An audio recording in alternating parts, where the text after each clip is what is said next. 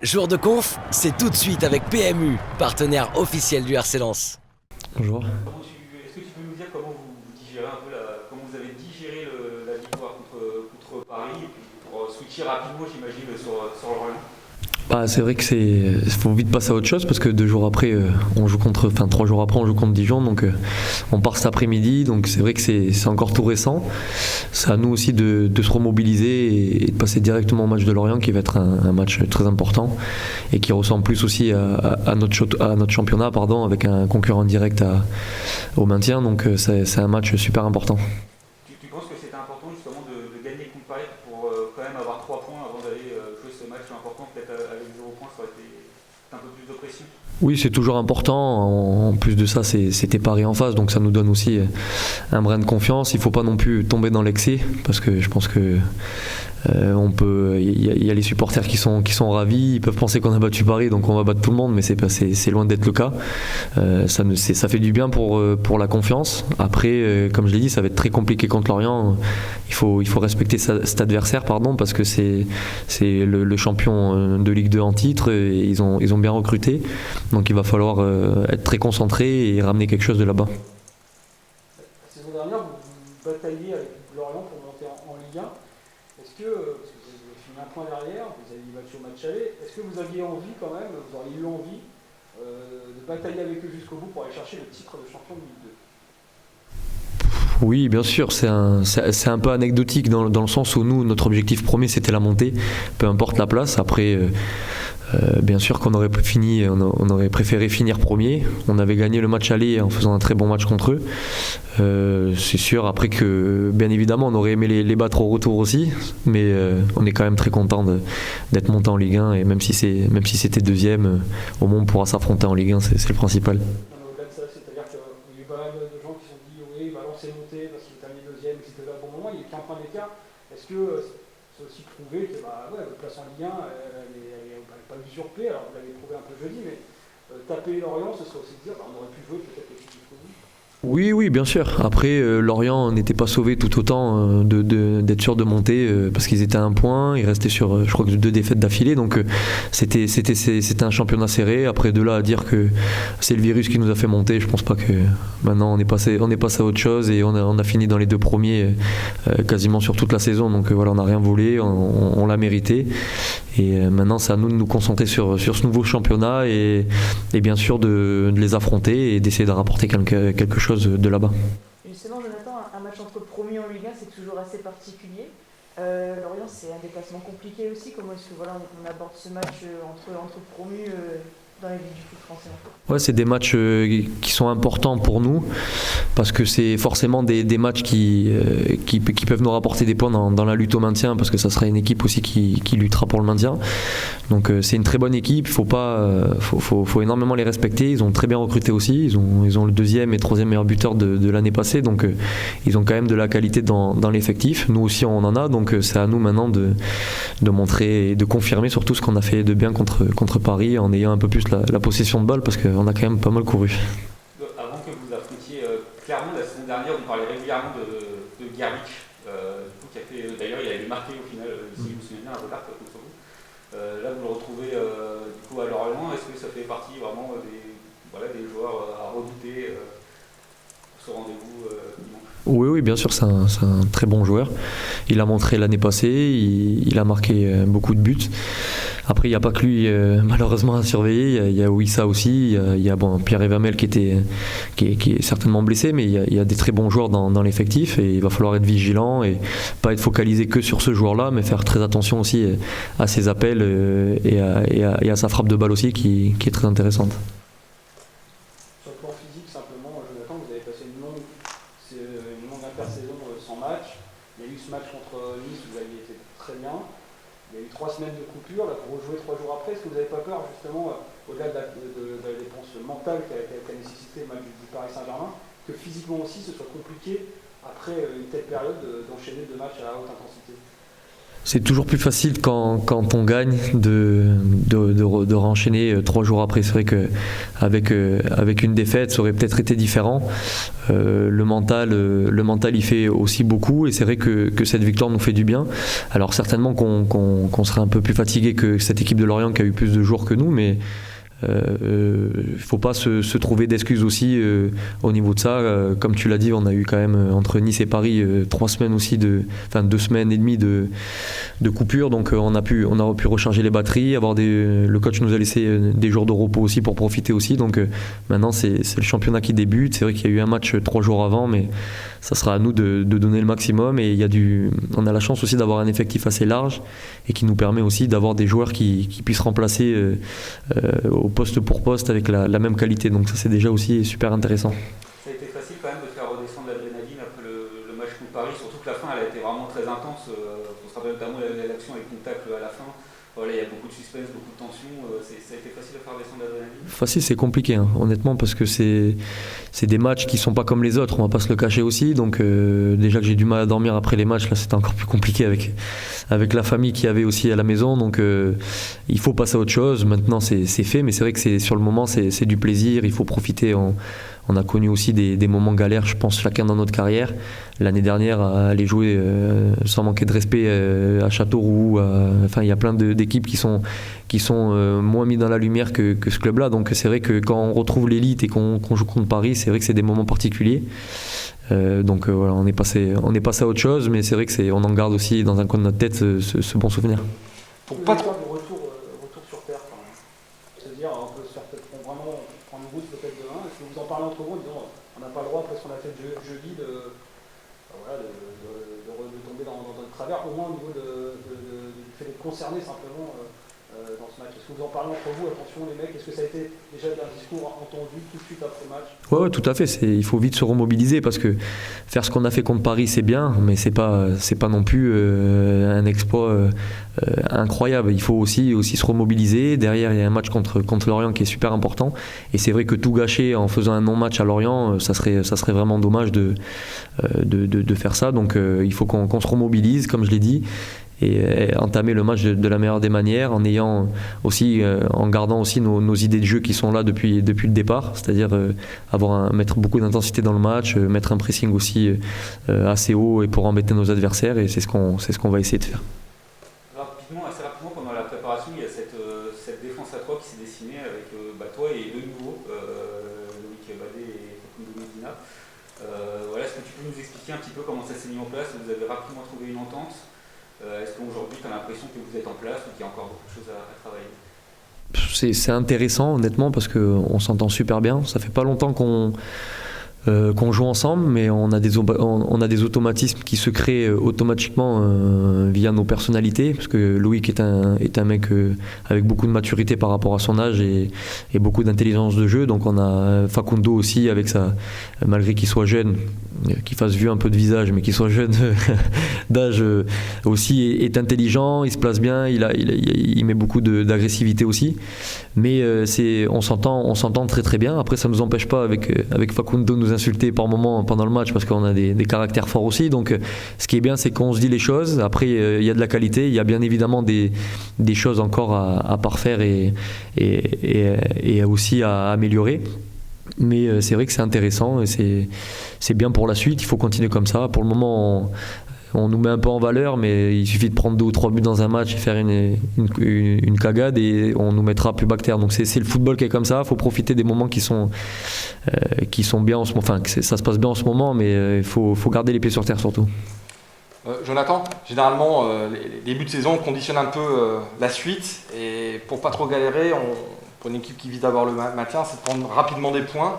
Est-ce que c'est vraiment quelque chose que vous avez en tête, ou c'est match après match? Oui, bien sûr, il faut prendre les points le plus rapidement possible quand on lutte pour le maintien. Ça, c'est une évidence. Après, il ne faut pas penser tout le temps maintien. C'est vrai que c'est le début de saison il faut essayer de garder aussi cet état d'esprit qui est irréprochable pour le moment dans l'effectif, dans le groupe. C'est vrai qu'il y a des joueurs qui jouent moins aussi, mais qui sont toujours là à pousser le groupe vers le haut.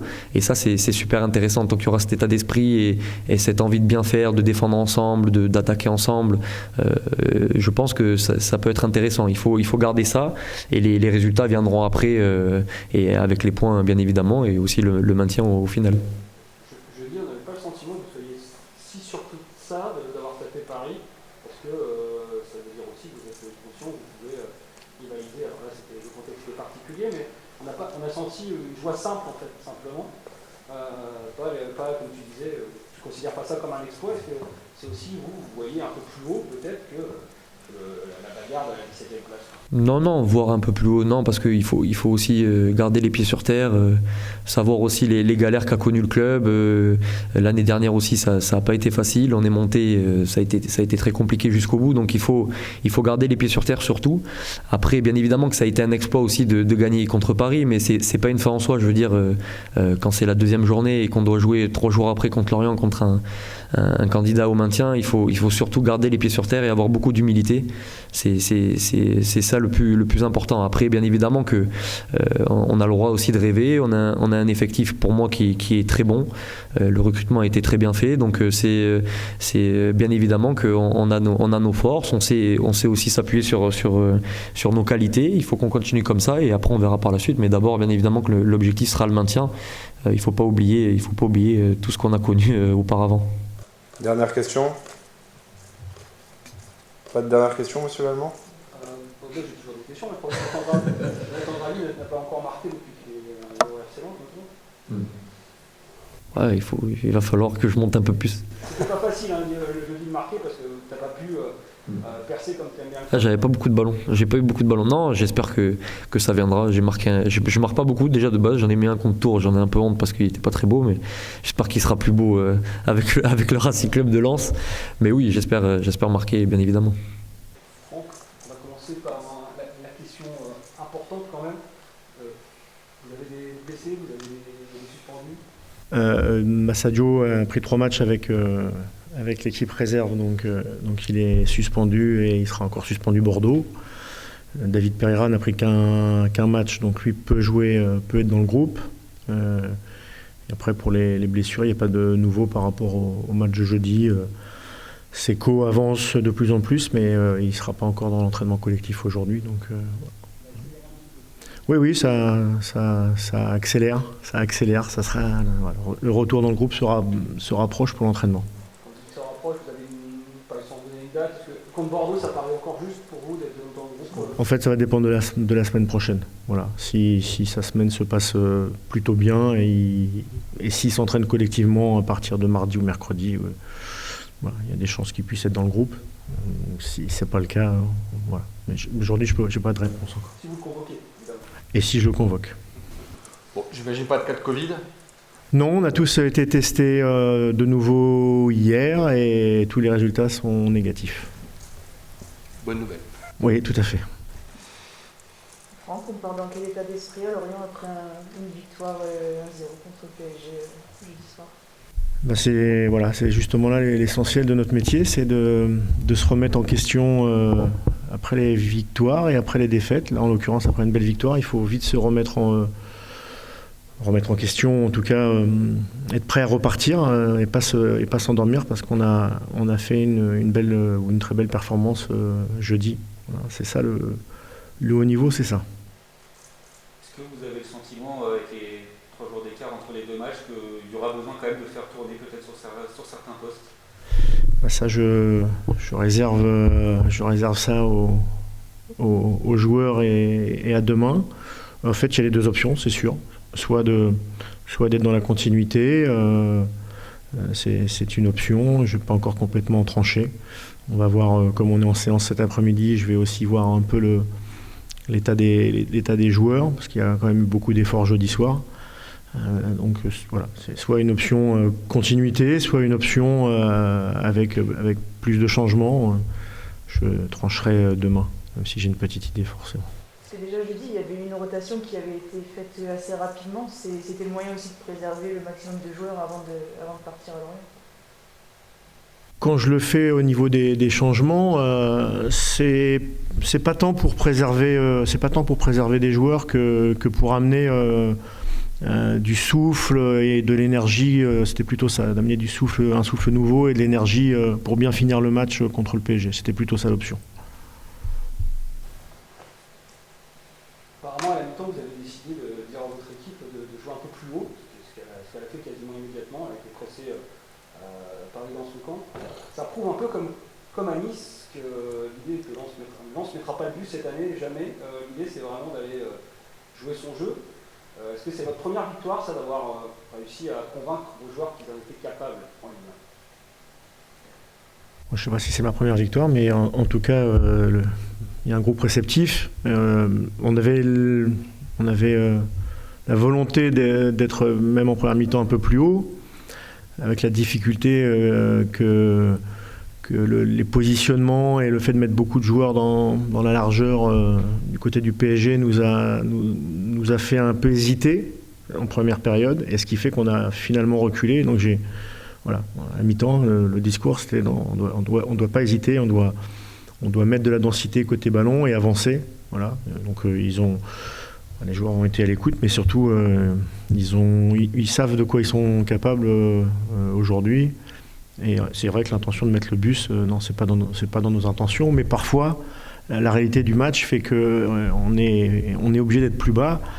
Et quand on l'a été contre Paris, ce qui m'a plu aussi, c'est même en étant plus bas, on a très peu concédé d'occasions. Donc on peut aussi être bloc bas, mais l'important c'est toujours d'aller cadrer et de protéger l'accès au but. Parce que même à Nice, même si vous prenez des buts, effectivement c'est dommage, mais vous avez quasiment jamais de situation véritablement dangereuse dans votre surface. Vous jouez bien le choc, vous jouez haut. Ça aussi c'est une satisfaction quand on joue deux équipes comme ça qui sont quand même normalement sur le papier amenées à vous mettre en danger. Vous concédez sur ces deux matchs quasiment rien, des frappes de moins. Voilà, il n'y a pas grand chose. C'est pas mal. Oui. Après, c'est toujours de remettre le tapis sur le métier, ou je ne sais plus comment est l'expression. Mais en fait, c'est vrai qu'on a été capable de le faire contre Nice et contre Paris. Notre travail, c'est de le faire chaque rencontre, parce qu'il n'y aura pas... c'est vrai que c'était deux adversaires prestigieux et de haut tableau, mais il faut être capable de le réaliser. C'est ça, je reviens à la régularité et au niveau. Il faut être capable de le réaliser à chaque match et de pas s'endormir, parce qu'on a réussi à poser des problèmes à ces deux adversaires. Donc ça, par contre, c'est là où j'attends, où on est attendu et où j'attends aussi les joueurs, c'est être capable de rééditer ce type de performance sur le plan collectif et sur le plan défensif. Est-ce que vous avez peur, clairement, d'une forme de compression, parce qu'il y a eu beaucoup d'attentes autour de ce match, il y a eu beaucoup d'émotions, qu'il y a eu de l'intensité, ou alors vous êtes certain que demain votre équipe va faire le match que vous attendiez d'elle? Alors j'aimerais bien être certain toujours. J'ai des convictions sur l'état d'esprit du groupe, ça, j'ai des convictions fortes, j'ai pas d'inquiétude. Après, chaque match a sa vérité, et en tout cas, j'espère qu'on va continuer dans ce qu'on fait depuis plusieurs semaines. Voilà. Je disais ce matin votre homologue de Lorient, Christophe Pélissier, qui soulignait qu'il avait l'impression que vous aviez tout de suite trouvé les ingrédients de la Ligue 1. On sait que souvent il y a un cap à passer quand on passe de Ligue 2 à Ligue 1, au niveau de l'exigence notamment. Vous avez l'impression que votre équipe, effectivement, rapidement, s'est mis au niveau de ces exigences de la Ligue 1? En tout cas, sur les deux premiers matchs de la saison, oui. Sur ces deux premiers matchs, oui, on a mis les ingrédients, même si on a perdu à Nice, c'est qu'il manque quand même quelques ingrédients. Voilà. Mais la saison, elle est sur 38 journées. Donc, c'est bien de l'avoir dès le départ, mais voilà, je vais me répéter, mais l'essentiel, c'est de poursuivre et d'enchaîner. Ça vous fait quelque chose quand même de revenir à Lorient? Parce que je disais votre interview dans Ouest France, voilà, ça a été un cap important, mais vous avez beaucoup aussi évolué depuis. Ça fait quoi simplement simplement, ça me fait plaisir, parce que je vais retrouver des gens des gens que j'aime beaucoup. Donc, ouais, voilà, ça me fait plaisir. Maintenant, je ne suis pas là pour faire la tournée et saluer tout le monde. Je suis là avec l'équipe pour faire un résultat. Vous n'étiez pas encore prêt pour vous, cette époque-là? Comment ça s'est fait? Parce qu'on sent que voilà, vous avez pris l'équipe quand même 3 matchs, il y avait certainement la possibilité pourquoi pas poursuivre ou de reprendre plus tard l'équipe. Pourquoi ça s'est pas fait? Je trouvais d'une part, j'étais dans le staff, donc j'étais dans le staff de Sylvain Ripoll, j'étais son adjoint, et j'avais clairement dit à la direction que en tant qu'adjoint, je prendrais pas la place de numéro 1. Donc j'ai fait l'intérim parce qu'en gros il fallait le faire, parce qu'il n'y avait pas d'entraîneur de nommé, et donc on a pris l'équipe avec le reste du staff et moi la responsabilité, mais je savais que c'était pour l'intérim, mais pas plus. Et puis après, il y a eu un deuxième moment quand le club a souhaité de nouveau, en tout cas m'a interrogé pour prendre la place de Bernard Casoni, qui était arrivé au mois d'octobre ou au mois de novembre. Et là, j'ai trouvé que c'était que le timing n'était pas le bon, que un nouveau changement d'entraîneur à cette période-là n'était pas le bon timing.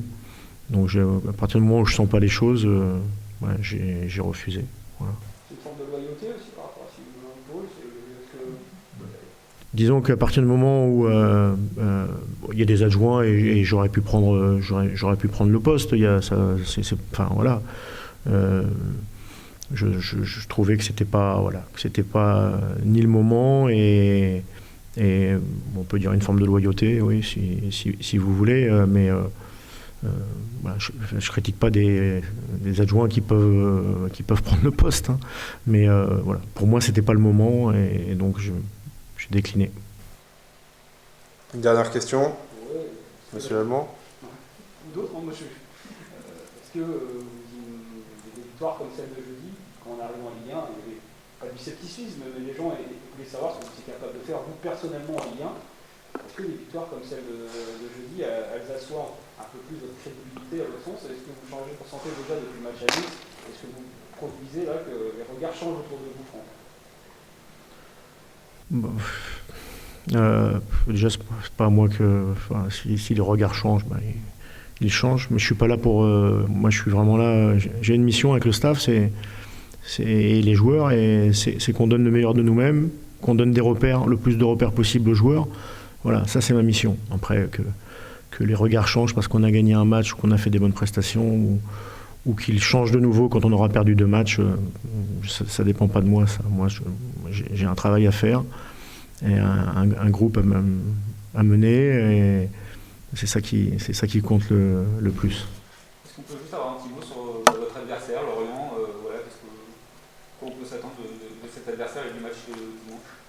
On peut s'attendre beaucoup de choses, parce qu'ils sont capables c'est une équipe qui est capable de prendre des formes différentes, aussi bien dans les systèmes que dans les animations. Donc on peut s'attendre à beaucoup de choses de leur part, et ils avaient déjà une équipe qui était très très cohérente, puisqu'ils étaient en tête de la Ligue 2, et ils se sont renforcés en plus intelligemment. Donc je sais qu'on va avoir fort à faire contre cette équipe de Lorient. Vous auriez aimé avoir Arjan Garbic devant? Je suis très content d'avoir Ganago. Il l'a bien prouvé jeudi.